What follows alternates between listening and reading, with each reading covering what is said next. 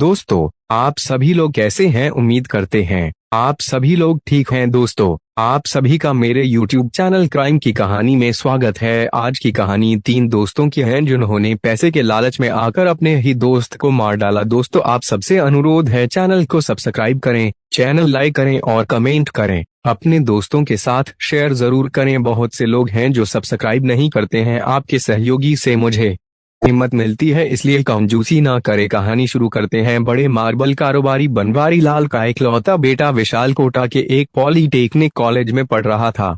उसके 3 दोस्तों की आंखों पर लालच की ऐसी पट्टी बंधी कि उन्होंने उसकी हत्या करके मोटी फिरौती वसूलनी चाही, लेकिन वे ऐसा कर पाते इससे पहले ही। बुधवार 2 मई की रात के लगभग 9 बजे कोटा के पुलिस अधिकारियों की बैठक चल रही थी। मुख्य मुद्दा था मार्बल व्यवसायी परिवार के बेटे विशाल मेवाड़ा के अपहरण और फिरौती का। कोटा में नित नए अपराधों से सकपकाई पुलिस के लिए यह गंभीर चुनौती थी। दरअसल वाकया कुछ ऐसा था जो 2.5 साल पहले घटित रुद्राक्ष हांडा कांड के अंदेशों को बल दे रहा था, जिसमें फिरौती के लिए किए गए अपहरण में बच्चे की हत्या भी कर दी गई थी। पुलिस अधीक्षक अंशुमान भूमिया ने एक पल अपने अधीनस्थ अफसरों पर सरसरी नजर दौड़ाने के बाद कहना शुरू किया, आपके सामने फिर एक नया इम्तिहान है। हमें एक एक कदम बहुत सोच समझ कर उठाना होगा। बुधवार 2 मई की शाम करीब 7 बजे बोरखेड़ा के थाना प्रभारी महावीर सिंह जिस समय अपने थाने में बैठे थे, तभी लगभग 45 से 46 साल की रुआंसी औरत कमरे में दाखिल हुई। कुलीन और संपन्न परिवार की लगने वाली उस महिला के चेहरे पर हवाइयां उड़ रही थीं। महावीर सिंह ने उसे सांत्वना देते हुए पूछा, क्या बात है, आप कौन हैं और इस तरह परेशान और घबराई हुई क्यों है? परेशानी की तो बात यह है थानेदार साहब, मेरा बेटा गायब है, उसका अपहरण कर लिया गया है। महिला ने अपनी बात सिलसिलेवार बतानी शुरू की। साहब, मेरा नाम भूलीबाई है, मैं मार्बल कारोबारी बनवारी लाल मेवाड़ा की पत्नी हूँ। मेरा 19 साल का बेटा विशाल मेवाड़ा कोटा के योगीराज पॉलीटेक्निक कॉलेज में पढ़ रहा था, वह वहां से गायब हो गया। महावीर सिंह ने उन्हें पानी का गिलास थमाते हुए कहा, आप निश्चिंत होकर पूरी बात बताइए। एक ही बार में पानी का गिलास खाली करके महिला ने कहना शुरू किया, हम खैराबाद कस्बे में रहते हैं। मेरा बेटा विशाल कोटा में रहकर पॉलीटेक्निक कॉलेज में पढ़ रहा था। पति बनवारी लाल कारोबार के सिलसिले में सूरत गए हुए हैं। अपहर्ताओं ने मंगलवार 1 मई को मेरे पति को मोबाइल पर फोन करके 15 लाख की फिरौती मांगी है। पल भर रुकने के बाद भूलीबाई ने कहना शुरू किया, पति को मोबाइल पर पहला फोन दोपहर बाद 4 बजे आया, जिसमें एक आदमी ने विशाल के अपहरण करने की इत्तला देते हुए 15 लाख की रकम का इंतजाम करने को कहा और इसके साथ ही फोन काट दिया। करीब 15 मिनट बाद फिर उसी आवाज में धमकी भरा फोन आया कि पुलिस को खबर की तो विशाल को जान से मार दिया जाएगा। इसके साथ ही फोन बंद हो गया। फिर उसके बाद कोई फोन आया। थाना प्रभारी महावीर सिंह के स्वर में हैरानी का भाव स्पष्ट था। रात 11:15 बजे मेरे पति का फोन आया। उन्होंने बताया कि 11:01 पर उनके पास आए फोन कॉल में कहा गया था कि रकम कहां लेकर आना है, इस बाबत अगले दिन शाम 4 बजे बताएंगे और इसके साथ ही फोन बंद कर दिया। आपके पति ने उन्हें क्या जवाब दिया, क्या कहते? भूलीबाई ने सुबकते हुए कहा, मेरे पति ने तो बड़ी आजिजी के साथ कहा कि तुमको जो रकम चाहिए हम देंगे, बस हमारे बेटे को कुछ नहीं होना चाहिए। लेकिन अगले ही पल भूलीबाई ने जो कहा वह चौंकाने वाला था। उन्होंने बताया, मेरे पति इस बात को लेकर हैरान थे कि फोन करने वाला जो कोई भी था हमारे बेटे के मोबाइल से ही फोन कर रहा था। इसके साथ ही भूलीबाई फूट फूट कर रोने लगी। गहरी सांस लेते हुए महावीर सिंह ने कहा, कोई और बात जो आप कहना चाहें? हाँ साहब, भूलीबाई ने जैसे याद करते हुए कहा, साहब, मुझे फोन करने से पहले मेरे पति ने विशाल के मामा को फोन करके विशाल के अपहरण की खबर देने के साथ उसके कमरे पर जाकर उसे तलाश करने को कहा था। उसका मामा दिनेश कोटा में ही रहता है। दिनेश ने विशाल के कमरे पर जाकर देखा तो वह वहां नहीं मिला। दिनेश ने मेरे पति को तो यह बात बताई ही, मुझे भी फोन करके कोटा आने को कहा। बोरखेड़ा थाना प्रभारी ने रिपोर्ट दर्ज करने के साथ ही फौरन इस घटना और घटनाक्रम के बारे में पुलिस अधीक्षक अंशुमान भूमिया को जानकारी दी। इसके बाद तत्काल पुलिस सक्रिय हो गई। आनन फानन में पुलिस अधिकारियों की बुलाई गई बैठक की वजह यही थी। भूमिया साहब को मालूम था कि इतने संपन्न परिवार के बेटे के अपहरण की बाबत जब लोगों को पता चलेगा तो लोग पुलिस को आड़े हाथों लेने से पीछे नहीं हटेंगे। अपहरण के इस मामले में किसी बड़े गिरोह का हाथ हो सकता है, यह सोचकर पुलिस अधीक्षक अंशुमान भूमिया ने क्षेत्राधिकारी नरसीलाल मीणा और राजेश मेश्राम के अलावा सर्कल इंस्पेक्टर श्रीचंद सिंह, महावीर सिंह, आनंद यादव, मुनेंद्र सिंह, लोकेंद्र पालीवाल, विजय शंकर शर्मा और एसआई महेश कुमार, एएसआई दिनेश त्यागी, कमल सिंह और प्रताप सिंह के नेतृत्व में 7 टीमों का गठन किया और विशाल के अपहर्ताओं का पता लगाने की जिम्मेदारी अतिरिक्त पुलिस अधीक्षक समीर कुमार को सौंप दी। अतिरिक्त पुलिस अधीक्षक समीर कुमार के निर्देश पर स्पेशल स्टाफ ने बड़ी संख्या में लोगों से गहनता से पूछताछ की। करीब 100 से अधिक टीवी फुटेज निकाले, लेकिन कोई काम की बात मालूम नहीं हो सकी। पुलिस को तब हैरानी हुई जब विशाल के कुछ दोस्तों ने बताया कि उनके पास विशाल का फोन आया था। उसने हमसे 200 से 300 रुपए की जरूरत बताते हुए पैसों की मांग की थी, लेकिन इससे पहले कि उससे इतनी छोटी रकम मांगने की वजह पूछते, उसका फोन संपर्क टूट गया। पुलिस ने अंडरवर्ल्ड को भी खंगाला, लेकिन लाख सिर पटकने के बावजूद पुलिस ऐसे किसी शातिर गिरोह का पता नहीं लगा सकी जिससे इस मामले में कोई जानकारी मिल पाती। इस मामले में पुलिस ने फिरौती के लिए कुख्यात गिरोहों का पुलिस रिकॉर्ड भी टटोला। तमाम पुलिस रिकॉर्ड जांचने के बाद अतिरिक्त पुलिस अधीक्षक समीर कुमार इस नतीजे पर पहुंचे कि विशाल के अपहरण में कम से कम किसी नामी गिरोह का हाथ नहीं है। पॉलिटेक्निक की पढ़ाई करते हुए विशाल बोरखेड़ा के इलाके के आकाश नगर कॉलोनी में उसी कॉलेज में पढ़ने वाले मनोज मीणा के साथ किराए के कमरे में रहता था। पुलिस ने मनोज की गतिविधियों को पूरी तरह टटोला, लेकिन कहीं कोई संदिग्ध बात नजर नहीं आई। जिस समय पुलिस विशाल के रूम पार्टनर मनोज मीणा समेत अन्य दोस्तों से गहनता से पूछताछ कर रही थी, तभी इस बात का पता चला कि विशाल के दोस्ताना रिश्ते विक्रांत उर्फ हिमांशु, प्रदीप और विजेंद्र भाटी उर्फ लकी से कुछ ज्यादा ही गहरे थे। विशाल के मकान मालिक के मुताबिक इन तीनों लड़कों का विशाल के पास वक्त बेवक्त कुछ ज्यादा ही आना जाना था। यह सूचना मिलते ही पुलिस ने उन्हें पूछताछ के घेरे में ले लिया, लेकिन हर सवाल पर तीनों पुलिस को छकाते रहे। पुलिस को लगा भी कि कहीं यह उसका भ्रम तो नहीं, फिर भी पुलिस ने अपनी जांच की दिशा नहीं बदली। अब तक विशाल के पिता बनवारी लाल मेवाड़ा सूरत से कोटा लौट आए थे। उन्होंने पुलिस की जानकारी में इजाफा करते हुए बताया कि उन्हें मंगलवार को दोपहर बाद 4 बजे, फिर 4:15 बजे तथा बाद में रात को 11:01 पर फोन आए थे। रात को आने वाले फोन कॉल में अपहर्ताओं का कहना था कि फिरौती की रकम लेकर उन्हें दरा के निकट रेलवे क्रॉसिंग पर पहुंचना होगा। कब, यह बाद में बताएंगे। अपहर्ता का यह भी कहना था कि रकम मिलने के 1 घंटे बाद ही विशाल को छोड़ दिया जाएगा।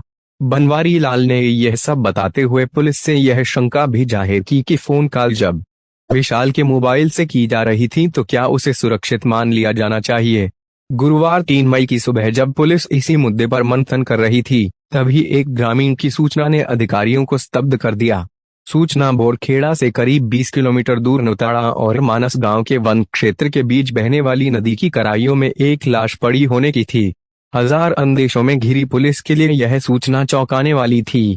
पुलिस टीम तुरंत वहां के लिए रवाना हो गई। पुलिस के साथ विशाल के पिता बनवारी लाल भी थे। चंद्रलोई नदी का यह तटीय क्षेत्र हालांकि कुदरती रूप से मनोहारी था, जहां शहरी कोलाहल से उबे लोगों या फिर सैलानियों का आना जाना था।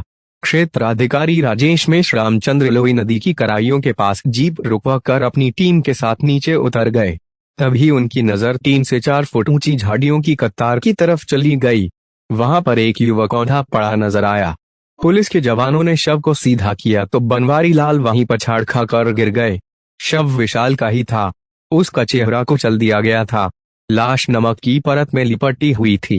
राजेश मेश्राम लाश पड़ी होने की स्थिति देखकर एक पल में ही भांप गए कि हत्या कहीं और की गई थी, लेकिन पुलिस को भड़काने के लिए लाश को यहां लाकर फेंका गया होगा।